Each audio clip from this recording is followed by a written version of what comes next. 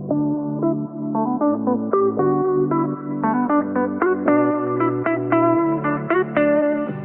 guys, welcome back. It's your host Jamie and we're so excited for another episode. We hope that you guys are enjoying our series so far because we're having so much fun doing it. I know, it's so much fun just kind of seeing our growth from like the first episode to now. Like, yeah, we're doing so good. And even like when our views are low, like I don't even care because this is so fun and it's like fulfilling to us. I agree. I feel like each time I'm like, I feel better after filming that, or like, I don't know, sometimes whatever I need comes from the episode that I didn't know that I need. Right. Yeah. And sometimes like you will preach to me and I'm like, oh, okay. I know when I'm like, facts, you're spitting facts right now. Yeah, no, I like it. So wise. Right. Well, we're so happy you're back and we hope that you're liking what we're putting out there. If you have any suggestions, we always are looking for that. We posted the other day asking for any questions for an upcoming episode. So if you have any of those, just feel free to drop that in our Instagram. Just send it our way. But I guess, how was your week been? Let me think about it. I know. It's been okay. So when we got back from vacation, I feel like I had a really hard day, like just getting back to the real world. Yeah. We just went to Disneyland. I know. But no, I just had like a rough time because like vacation was so chaotic. It was so fun, but it was just a lot of work. Like it's a lot. Going with 2 kids, it was a lot of work. And Chaz and I just had a lot happen to us, which I'll like briefly talk about. So the Sunday at the beach, my 4-year-old decided to go number 2 in his pants, literally like in the ocean in his pants. Like hasn't done that in the whole year and a half that he's been potty trained. Yeah. So like we were super unprepared for that. Yeah, you were like, what? Yeah. So Chaz had to like carry him to the car with literally crap in his pants. Like it was so bad. And then Tuesday on the way to Disneyland, we blew a tire after we just replaced all 4 tires the Friday prior and spent like $750. So that was cool. Yeah. And then that night at Disneyland, our debit cards stopped working. So, and the bank couldn't help us because it was after hours. And so I was just like, well, how are we going to eat dinner? Like, we just didn't have any of our other cards on us. And I was also just not prepared for that. So next time I'm definitely going to like plan a little better for any financial. But it's also like, how do you know that that's going to happen? I feel like I guess though, when traveling, like sometimes cards will decline. I know when like when I'm at work and people are traveling to come like shop, sometimes their bank thinks it's fraud, so they have to like do that. But like I don't know. Well, and I was super spendy, so I know that I probably flagged their system. But maybe. I don't know. You would think that like the after hours people could have helped me a little better. I was literally telling them like I need help. Like I'm in a different state. I like am gonna need gas. Like you guys need to figure this out. It was stressful, but my card started working like 20 minutes after that. That's good. Which I still don't even know why it didn't work. So yeah, it's a mystery. Maybe it was Disneyland and not your bank or anything. Maybe. And then on the way home, I slammed my thumb in the car door. Yeah. So when it rains, it pours. Yeah. No, I feel like that's so many things one after the other that you could not have prepared for. I mean, you prepared for the tire thing, so that's just like so unfortunate. Yeah. That, like we replaced all 4 tires and my husband literally ran over a weed cartridge.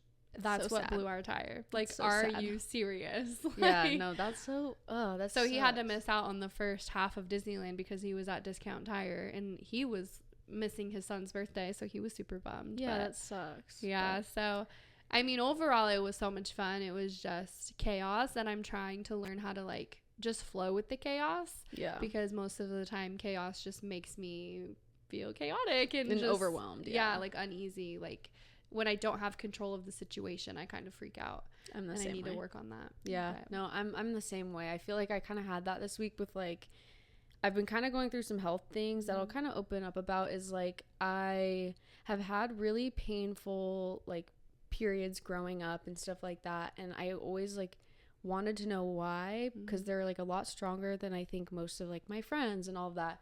And I went to the doctor like a long time ago and they just kind of put me on birth control, and it just kind of wears off every time, so I get pain again. And then so I kind of finally just made an appointment. I was like, I'm over this, and there's a chance that I have like endometriosis or ovarian cysts, and or it could be anything else. I don't know. That's just kind of what my doctor said.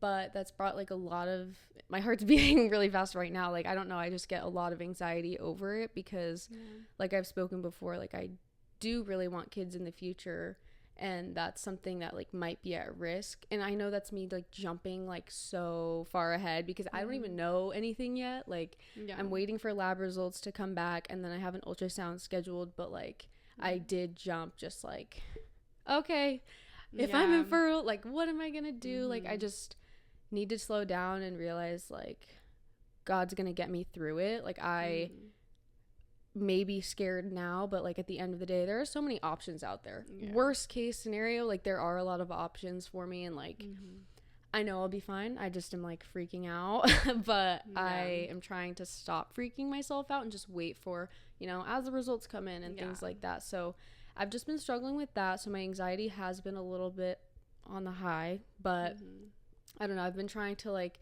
I literally will stop and be like, okay, I need to breathe right now. And like, I've been trying to also just take better care of myself so that that's something I can control and like help. So I'm like eating better. I'm trying to also like be more active. Like I've been going on a lot more walks and just, I don't know, just trying to take better care of myself, because for the longest time, this sounds horrible, but I've been like, okay, well, I'm always told like, oh, I'm skinny, I'm healthy. Like, you look great, you're fine. Or so then I kind of was thinking like, oh, I'm fine. Like, I'm skinny. I can eat whatever I want. I can drink whatever I want. But at the end of the day, like now this is my first time kind of struggling with like a health issue and realizing that there are a lot of things that I've been doing that kind of have negatively impacted that. Like I could have been eating so much more nutrients and like, I don't know, I just could have been eating better and taking care of it, and I can still be taking like supplements, vitamins, things like that are gonna actually like help the problem. So I don't know, I'm just kind of trying to figure out what the problem is and then go from there. But I've been trying to pray a lot and just like let God kind of take control. So it's been a stressful week, but I'm also trying to distract myself.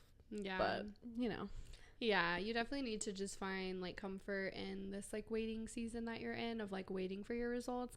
I mean, you have a few weeks before you're gonna know anything. So you just kind of have to find comfort in like whatever it is, God's gonna protect me and get me through it.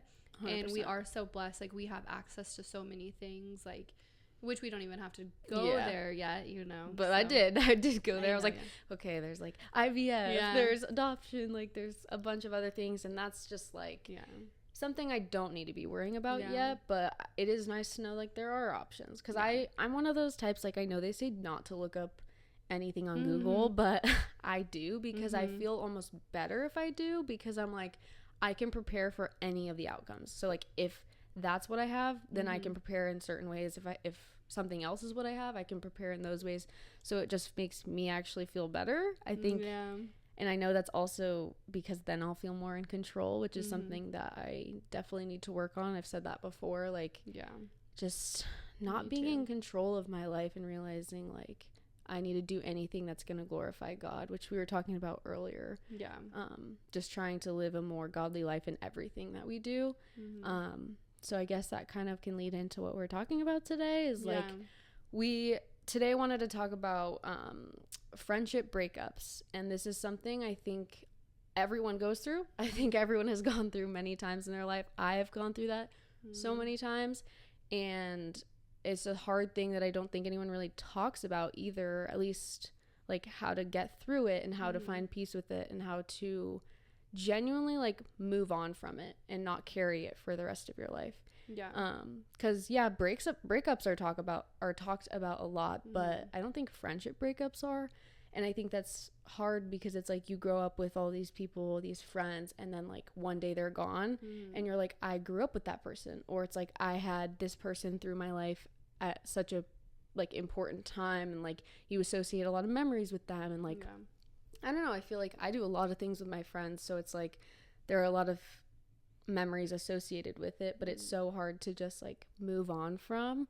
But I don't know, I think it's something that because we've been through it, we can maybe give at least our point of view and our insight on it. I feel like friendship breakups for me have hurt worse than any of the breakups that I've went through, like with a significant other. And I dated my ex-boyfriend for 3 years, and nothing will top like the pain of losing like a best friend over something so stupid. Yeah. And like No, I when agree. you look back and it's in hindsight, it's like, ugh.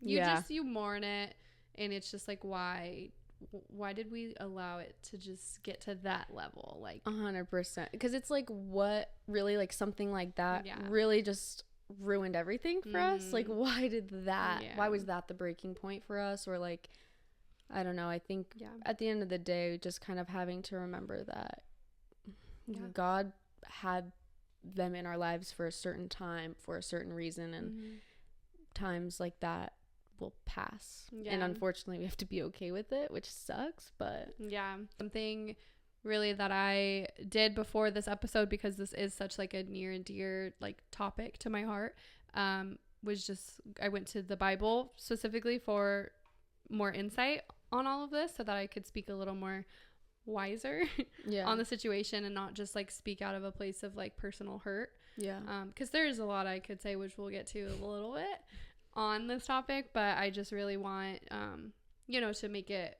more of like a biblical conversation and God's point of view of losing friends and XYZ. No, I agree.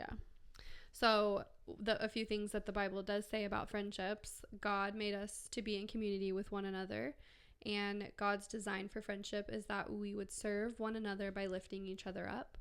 And the first one that hits home for me, God made us to be in community with one another, because I have my whole life just been seeking for a community. Like everywhere I go, like I, started at a new church. I was like, I need a new community here. I always want to bring people together. And I just find a lot of fruit in having a God-fearing community, and just people that lift me up and who I can go to and trust, and people who are like family and who can show up unannounced and, help with the kids, or, pick up some of the slack, because it's busy out here working a full-time job, having 2 kids. Like, the friends in my life who really show up and support me are like God sent. And I don't think I would be able to get through like this chaotic life without them. I agree. I think because I grew up, like I've shared before, my parents are divorced, and I've always thought like family isn't blood. Like I think I've always really prioritized my friendships because they do feel like family to me. So I like that you said that, because like friends are just so good. They make you feel good. I mean, if they're the good friends, but they make you feel good. And when you do have good friends, you can really just feel like yourself starts to like you're just yourself. You're able to shine and be the person that you want to be, and it's just so good to have a godly community. And I feel like sorry if I sound like a broken record, but like with our Bible study that we always bring up is like that for me was so good, because I never really had like a really strong girl group.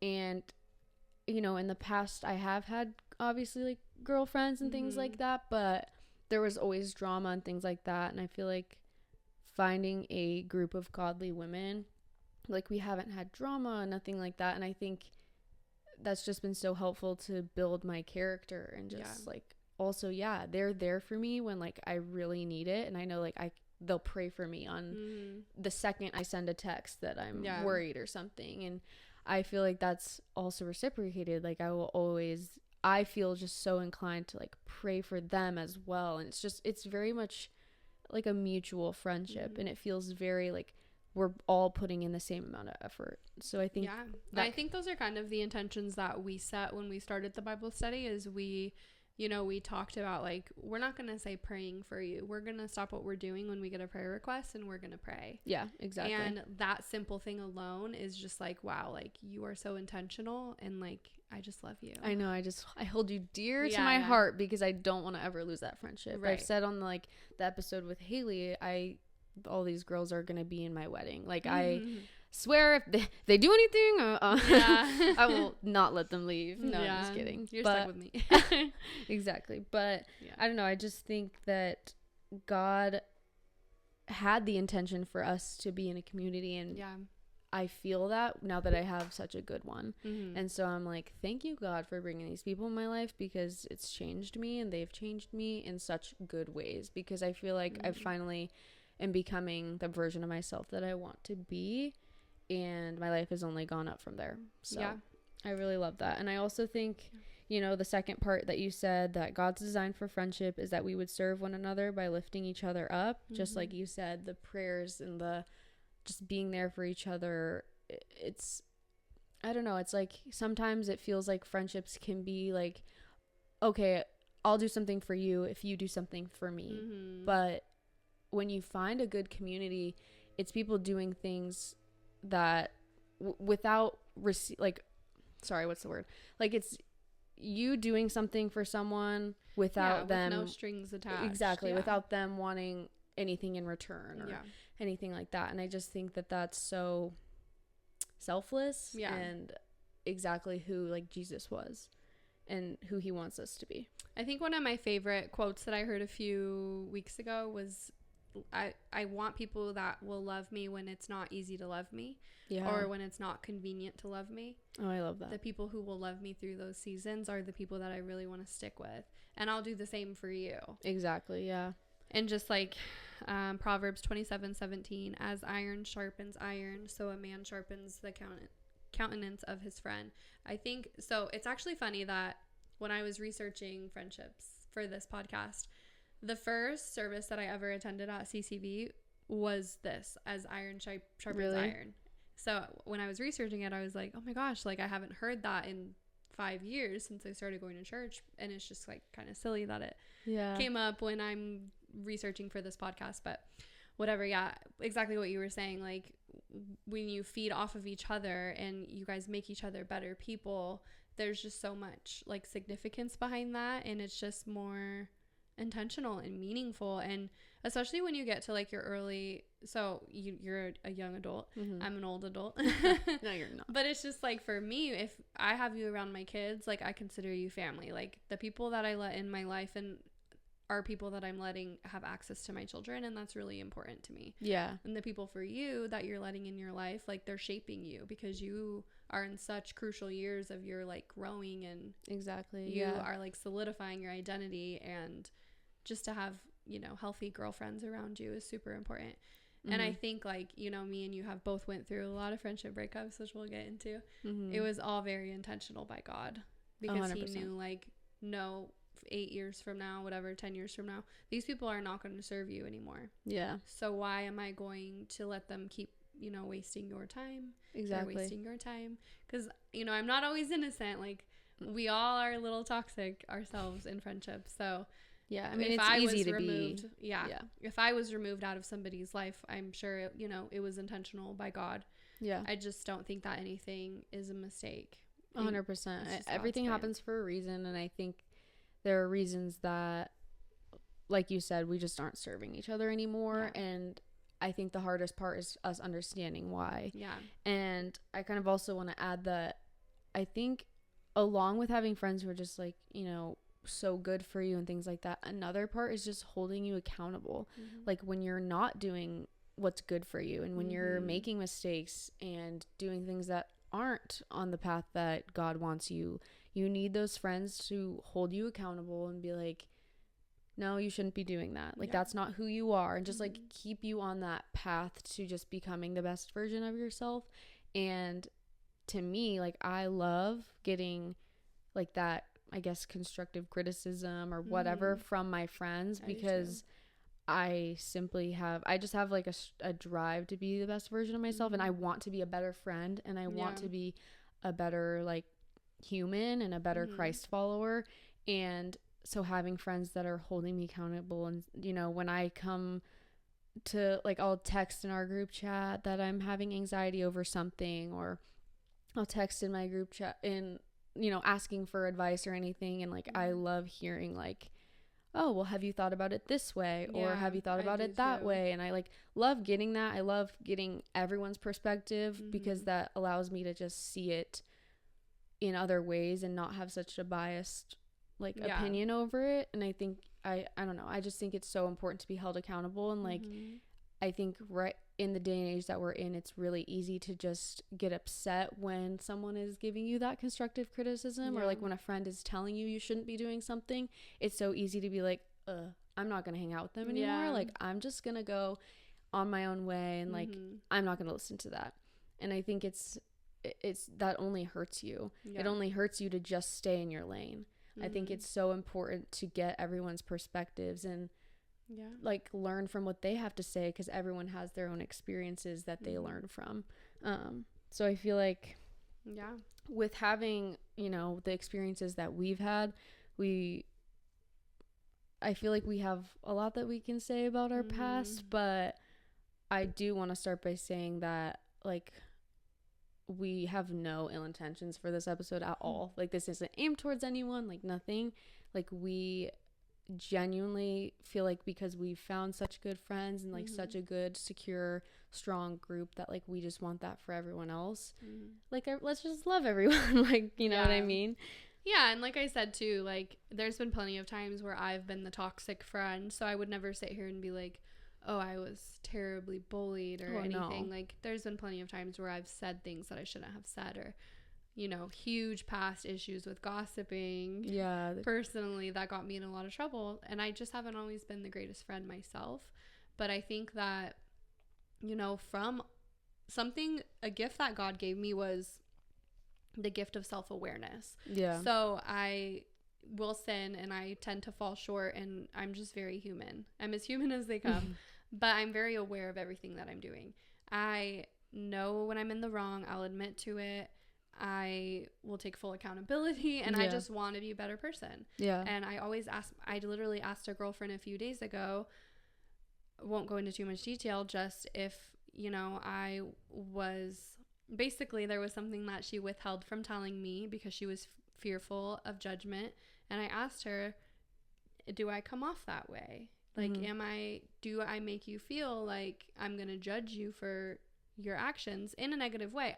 I want you to know that I'm going to hold you accountable. That's me. But I hope you know that I'm not judging you, because it's not my place to judge, and I love you. And, you know, any choice that any of my friends make, I'll hold you accountable, and I'll let you know, like, hey, that's probably, like, going against God's plan. But that conversation comes when you meet God at the gates. Like, it's not my place to say, hey, you're doing it wrong, because what's wrong to me might not be. It just might be. It's all a perspective thing. Yeah, 100%. It's all, like, I will tell you what I think is the best for you, but I'm not going to be like, this is what you have to be doing. Yeah, 100%. Who am I? Like, I'm not your God. Like, yeah, you're like, I make these mistakes all the time, or like, I make other mistakes in ways that you don't. And it's like, we all are just trying to help each other out here. Yeah. Like, we all just have to have each other's backs and, hold them accountable, but also make it judgment free. Yeah. And extend a grace. Yeah. And I think, like, just talking to our friends the way that we want to be talked to. Because I'm a huge baby. Like, yes, I want to be held accountable, and I want to be, like, told what I did wrong, but I want to, like, be told nicely. Yeah. Because I get really hard on myself. Like, I am very self-aware, but I'm kind of overly self-aware, if I'm being honest, and I overthink a lot. Yeah. So I just want to be told things, like, gracefully, like, hey, you didn't handle this very great. Yeah. It hurt my feelings, and I will be like, okay, yeah, no, I get it. Yeah. But if you go in on me, like, I'll start crying. Yeah, I know. It's like, I'm the hardest person on myself there is, so you don't have to do that. Just tell me what, like, it is, and then I will say. I've probably already told myself. Yeah. So take it easy on me. Yeah. No, I agree. I think to just start the process of a friendship breakup, you just start with prayer. I think prayer is so powerful, and there is just it's like, I don't know, it's something that I think is under, like, done. I think people just easily kind of, okay, I just need to do it my way. But realizing that, pray to God first. Like, he wants your problems. He wants you to take your fear and your anxiety away and your sadness away. And, like, I just think praying for wisdom to discern when a friendship is no longer healthy is so important. So being able to decide, is this friendship actually serving me anymore? Are they getting me into things I shouldn't be getting into? And, like, really being able to, at the end of the day, I guess you're holding yourself accountable and just realizing, like, am I who I am, like, right now? Am I the person I want to be? Yeah. If the answer is no, with that person who's in your life, and that person is, like, seems to be a factor that's pulling you towards things you shouldn't, that's when you need to make that decision and pray for the wisdom to know that. And then being able to just kind of decide, like, what do I want to do about this? You know, you can like take it to the person and be like, hey, this isn't who I want to be anymore.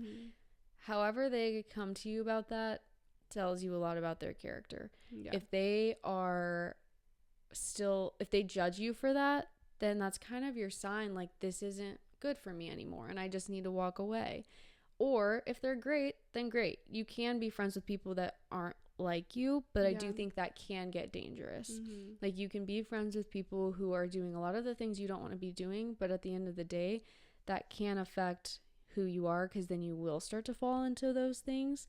And I just think that being able to just pray for that wisdom is so important and so valuable to your mental health, I think, when it comes to the friendship as well, because I think a lot of confusion will come when you're not being who you want to be. So, and I've lacked in that department a lot, and I think that if I would have prayed for God to give me the right things to say, like, before going into a tough conversation with a friend, I might not have lost a few of the friendships that I have. And I know it's all God's plan, and I know that he's removed people intentionally, but I used to be a very big, let's just react on impulse. Like, okay, the heart is very deceiving. You need to pray for wisdom and for clarity. You can't, like, speak out of a place of hurt. It's important to let someone know that they hurt you, but you need to speak about it wisely and calmly, and don't say anything that you'll regret. Been there, done that a lot of times. And I don't want anyone to, like, remember me and think of me as, like, mean or cruel or like, all I want is for people to, like, think of me as a light. And I know, like, not everyone will, and that's, you know, no one. You can't. There's not one person. Even Jesus had haters. So, like, you can't please everyone on this earth, but I just don't ever want to hurt somebody. I know that would never, like, it's all about intention. I think I want people to know that my intentions are always, like, pure and come from such a kind heart. And so it's like, if I do you wrong, or if I say something wrong or anything like that, it's like, I want you to know that, like, I totally did not mean that in that way, but I do want to know that, like, hey, you said that in a way that hurt me, and so that I can shape my words better and sound clearer and actually explain, like, what I meant and how I meant it. And reassure that was not my intention. You know what I mean? And I think, kind of going back to the, like, who you surround yourself with, and how, like, yes, like I said, you can be friends with anyone, but at the end of the day, you do need to be careful, because that can get you into trouble. And so we wrote some verses down. Proverbs 22:24 through 25 says, do not make friends with a hot-tempered person. Do not associate with one easily angered, or you may learn their ways and get yourself ensnared. I think that's so powerful and so true. I have had friends in the past that, honestly, they were nice to me, but not the nicest to other people. And they would get me into gossiping. They would get me into just being more, like, snarky with my words, or just like, I guess I was, like, just not being my best self around them, because then I started turning like them. And at one point, my boyfriend at the time, he, like, sat me down and he was like, you are, like, mean. And I was like, what? I was like, I am. I wasn't even aware. But then when he told me that, it clicked for me, and I was like, I am. Like, I was like, I'm so sorry. Like, I didn't even mean to do that. And, like, it was something that happened that was just unconscious. Like, I just started to say the things my friend was saying, and started to, like, act how they would act. And the fact that, like, I'm so thankful he sat me down and told me I was mean, because no one else did. And I'm so glad because after that moment, I was like, okay. So I would consciously think about what I'm saying and realize, like, whoa, that's not who I am. And I think it's so important to have, like, in that moment, my boyfriend was being, like, such a good friend to me by telling me, like, you aren't who you want to be. And I know that, like, he knew that my intentions weren't bad, but he was able to be like, that's not who you are, but you are coming off mean. And I was like, oh, thank you for it's telling so me. important to have those people in our lives that will hold us accountable gracefully and help us be better. I agree. But Yeah, I think too, you know, being a Christ follower is we are called to love everybody. Mm-hmm. So I think that like it's just a fine line not to cross of, okay, I love you still, but I'm not going to subject myself to the life decisions that you're making. Yeah. And I'll plant my seed, and you know, I will be a light for you, and I might be the only Bible that you read in your whole life, but that's enough for me, and I know that I need to distance myself from you because it's not healthy for me. I think that that is like so important, and I've tried to instill that in myself over the past few years of I will love you so much because that's what I'm called to do, and I know you're a great person and you have a great heart, but what you want and what I want just don't align, and that's okay.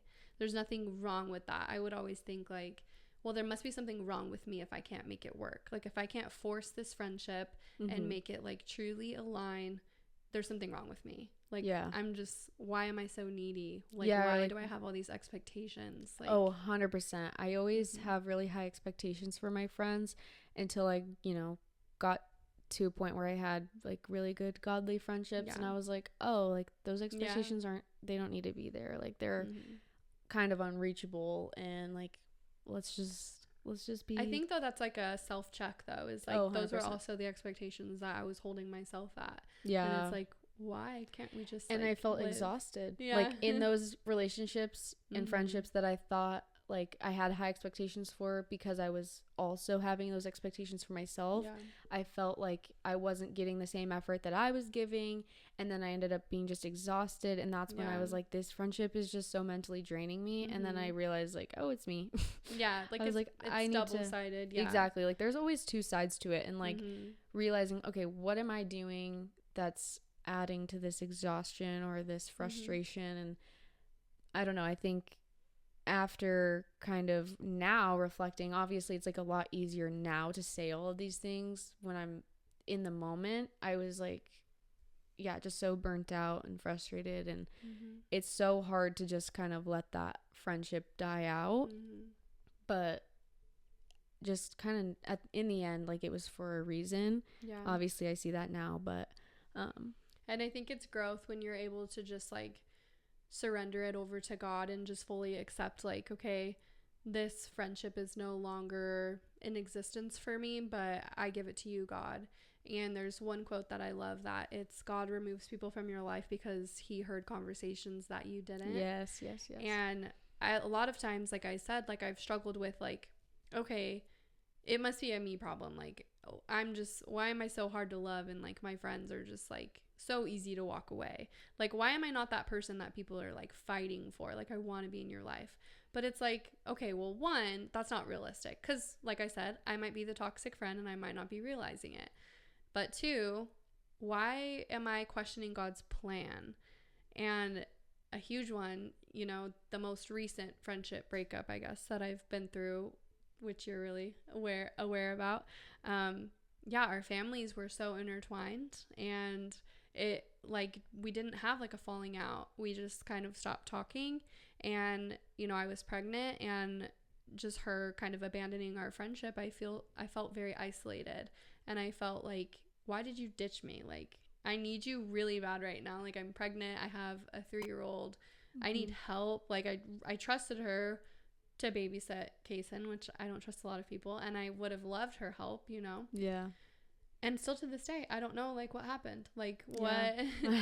And I've kind of tried to reach out to see like, hey, what can we talk about it, like. Yeah.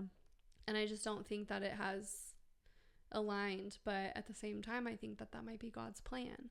He's like, why are you trying to light a flame that I put out? Yeah. And I think it's so hard, especially those friendships that don't really have closure. Yeah. Like, it's so hard when you don't know why. And then you kind of spiral, and you're like, was it me? What did I do? Did I say something wrong? Like, and that's what I did the full 9. I was like, well, what did I do? And I was thinking of, okay, the last time we hung out, like, did I say something wrong? Like, did I do something? And it's just so exhausting, and it's just not necessary. Like, if it's a conflict and that person doesn't come to you about it, that's a one-sided conflict. That's not my problem, because you didn't make me aware of what I did. Yeah. So I'm just going to keep on keeping on. Yeah. If you want to tell me what I did, I'll be able to work on that and maybe work through it. Yeah, 100%. With you. But you know, if it's just what it is, and it's hard, but it's like necessary to just accept God removing people from your life. Yeah, and at the end of the day, it's like, you know, you turn to yourself, you spiral, but then you think, okay, well, maybe they were going through something, and honestly, maybe, you know, they weren't happy with, you know, how much work they had to put into this friendship or whatever, and that totally cannot be a you thing. Like, sometimes it's simply like their expectations were, you know, like too much for them or whatever. Like, they could be going through so many things, so it's like, okay, I just have to be okay with the fact that, you know, they're their own person. They don't want to tell me, they don't want to reach out and like tell me if I did something wrong or if they were going through something, and that's kind of fine. Like, which again is so much easier said than done, and easier to do like months later or years later,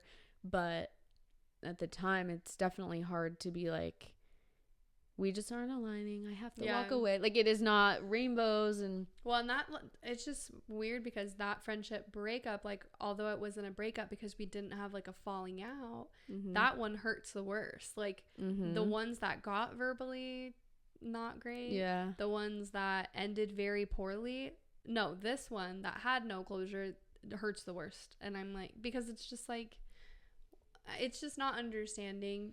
But again, it's not my place to try to understand if she doesn't want to come to me about it and help me understand. 100%. And I think that that's one of those ones that, you know, okay, we always say, you know, God pulled these people out of your life for a reason or whatever, but maybe that's what he's trying to teach you is like, okay, you need that physical validation or that verbal validation or that worldly validation. Like, no, I'm just like, I'm gonna kind of put you through this or allow this to happen to you for you to find security within yourself and find your security within me. Like, God is like asking you to come to him in this time rather than go to that person for that, like, closure, I guess. I think I think you hit the nail on the head, which I don't know if you struggle with this, but I feel like most of my life when I have went through like friendship breakups, it's always been an identity crisis for me. And I've always been like, what did I do? Like, what am I going to do now? Like, what do you mean these people don't like me? Or like, what do you mean I hurt somebody? Yeah. Up until like becoming an adult and becoming self-aware of like, okay, no, like, this is growth. This is what is needed. Yeah. No, 100%. I relate to that so much. And I think one of my problems also is when a friendship breakup happens, like, I kind of overcompensate thinking like, okay, I'm the problem, I'm this. So then I turn it to them and I'm like, what are they doing wrong? You know, or I'm like, that's so toxic of me and that's rude of me. That's me being who I don't want to be.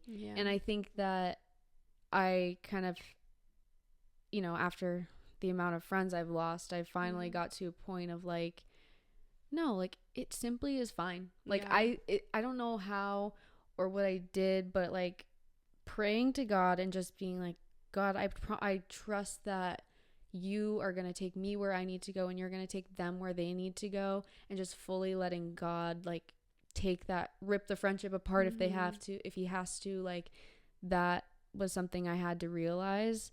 And I don't know, I think also after a certain amount of time, it's so important to be able to actually let it go. And by actually letting it go, I mean wishing them the best.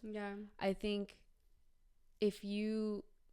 for the longest time, like, I would hold on to these friendships that were like, you know, I've had these friends all through high school and college, and one day, you know, they're not there, and I'm like wondering just like, where did that all go? Like, why did that just get thrown away?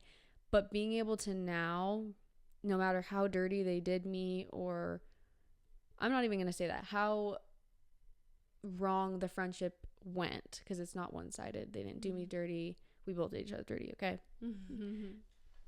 But I feel like, I don't know, just being able to, like, now I can be like, I pray for them. Like, I have multiple times have prayed for them, and I genuinely want the best for them. And that was something that released that anxiety off of me so much, because I was always like, for months, like I would stress about this friendship that was lost. And because I also had a friendship, never got closure.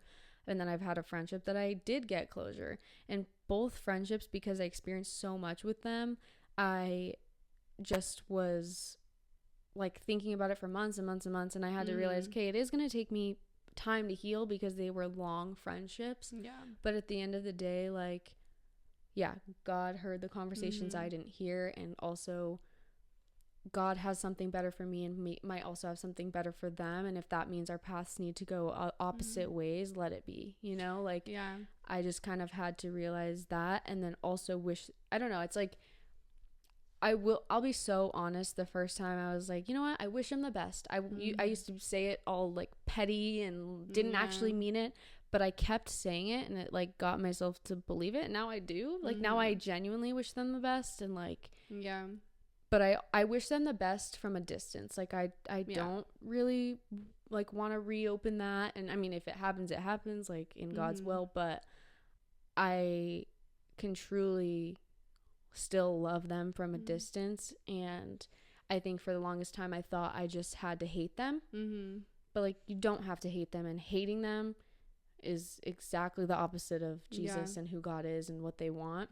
It's like drinking poison and expecting them to die. Yeah, literally. It's like, no, you're hurting yourself, and it's just, we're called to love. And exactly.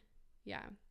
I think it's normal to feel hurt and to feel angry, especially when it first happens. But I think like once you truly know Christ, it's just so natural to be like, you know what? That was God's plan, and that's okay. Exactly. Also, it's so unrealistic. So say like we never lost any of our friendships, we would have like 20 friends. Yeah. Who has time for 20 friends? So honestly, to look at it at another perspective, God might have removed those friendships to make room for the friendships that we have now, that are godly, that are intentional and purposeful, and bring so much to our lives.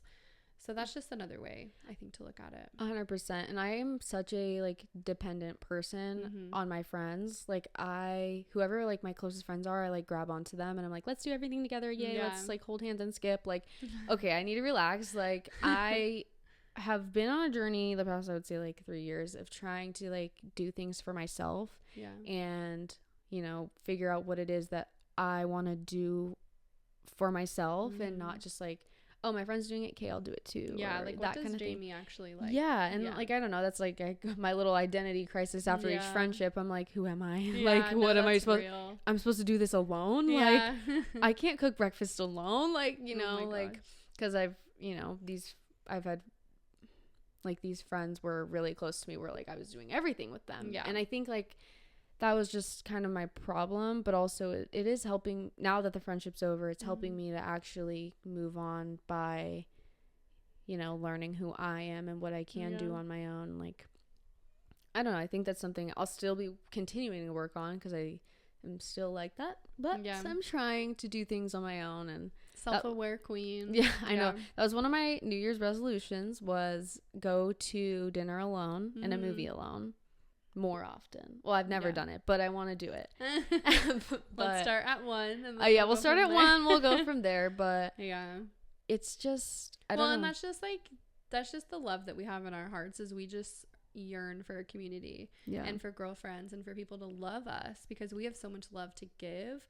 And I just like can't bottle it all up. Like, I want to give it away, and I want to give it away to people who are going to give it back to me. Yeah. You know, and I think me and you just both are we try to be very intentional in each relationship that we have. And it can get exhausting if it, you know, doesn't work out, or if it's one-sided, or they're not meeting you where you're at. Yeah.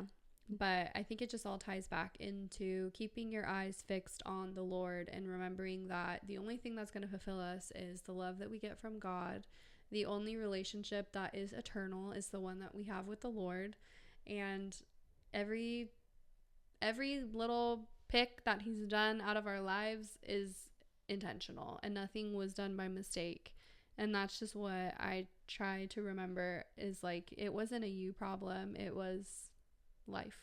Yeah, I know. That's something that helps ease the anxiety, I guess, is like, it was intentional. It was meant to happen, and there's something greater coming. Or you know, just like that's how it was supposed to be. And I don't know, I find that eases my anxiety so much, is just remembering like, you know, God had my plan written out since, you know, before I was born, and he knew like where I would be, and, you know, in every second of my life. And I think that I also find too that helps the relationships you do have that are really good. Like, it makes me feel so good about them, because I'm like, I know that we were meant to cross paths. Yeah. Like, we were meant to be friends, and we were meant to, you know, be on this journey. So it helps me now, like, you know, you learn everything through all the past relationships. So now I'm able to be a better friend to the friends that I do have, you know, as I get older. And so I'm able to show them more of my love and show them how good of a friend I am, and, you know, make that friendship what I actually desire in a friendship. And I think another thing is like having God at the center of a friendship is like, there's nothing like it. Yeah. I think, because, you know, God's bringing you two together, or however many, like, he's bringing you together, and he sees that like you want to, you know, live like Jesus, and having friends that are going to support that and be there with you in that, and bring you closer to him. Of course he's going to want that, you know what I mean? Yeah. And everything else fades, like everything, the partying and the late nights, and you know, your fun friends that are down for everything, that all fades.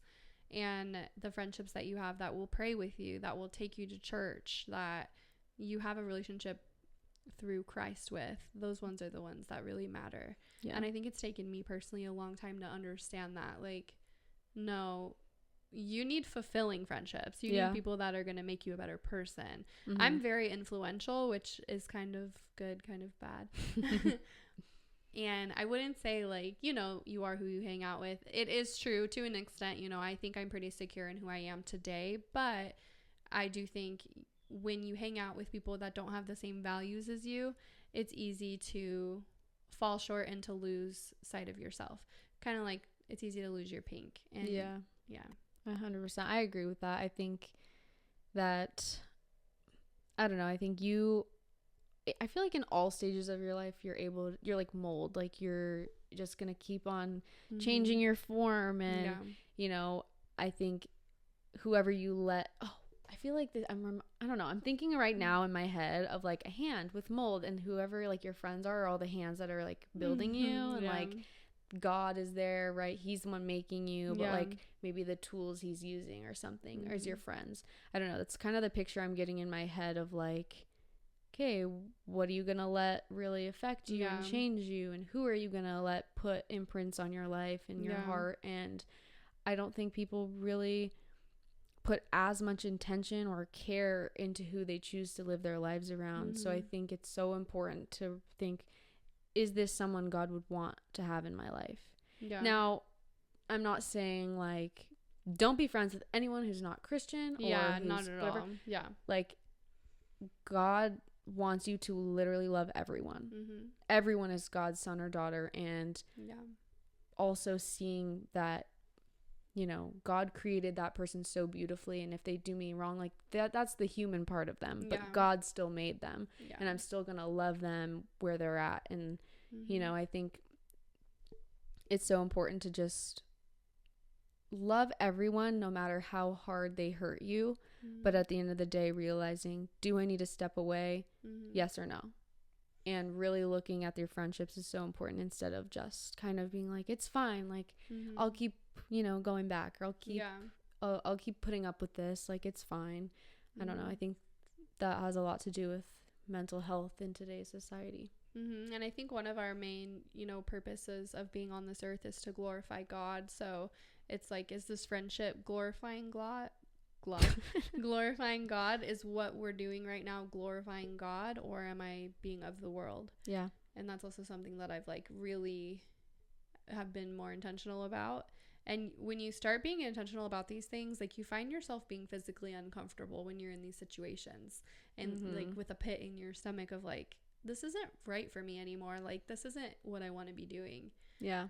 And it's just so crazy, like to actually see God work in your life and make actual adjustments to your identity is just crazy. Yeah. But it's like so intoxicating. I'm like, I want more. Like, I just want more. Like, just keep doing it. Yeah, just keep putting me on where I need to, like, where I need to be. Like, put that pit in my stomach when I don't need to be somewhere. Like, I also think you can just hear God a lot more when you're glorifying God in everything that you're doing. So, like, the more stuff you're doing that's glorifying God, you're able to hear him better when you aren't. Right. And I think taking that, you know, gut feeling that's God telling you, like, don't do this, don't do that, don't hang out with this person, like, well, and God is still working on them too. Like 100%. As you were saying, like, you know, we're called to love everyone. We shouldn't have enemies in any way.